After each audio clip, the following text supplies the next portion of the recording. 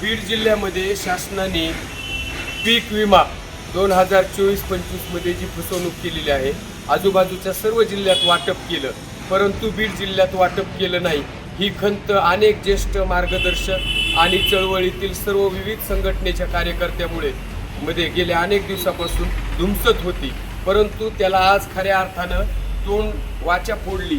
केज येथील ज्येष्ठ कार्यकर्ते प्रकाशजी भन्साळी साहेब आणि आज सुशीलाताई मोराळे प्राध्यापक, ज्येष्ठ आपल्या मार्गदर्शिका प्राध्यापक सुशीलाताई मोराळे यांच्या पुढाकारातून आणि शहादेवरावजी हिंदोळे साहेबांच्या अध्यक्षतेखाली एक व्यापक बैठक पार पडली। काही दिवसांपूर्वी शेतकरी पुत्र राजेंद्र आमटेंनी याच्यासाठी एक रास्ता रोको केला होता, परंतु भन्साळे साहेबांची इच्छा होती बीड जिल्ह्यात याला व्यापक स्वरूप यावं। त्या अनुषंगाने सर्व तालुक्यातील प्रतिनिधी आज या ठिकाणी हजर आहेत।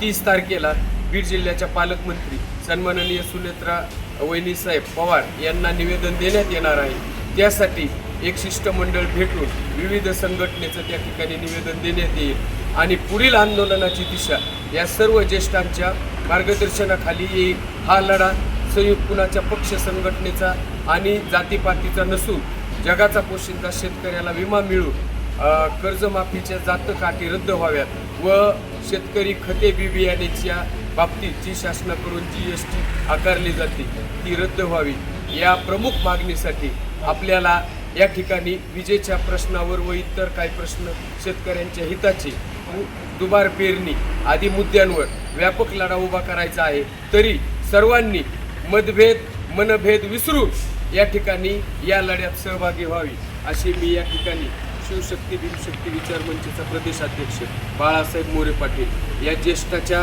आज्ञेने व सर्व संघटना विविध संघटनेच्या पदाधिकारी चळवळीच्या यांच्या माध्यमातून या ठिकाणी जाहीर करतो।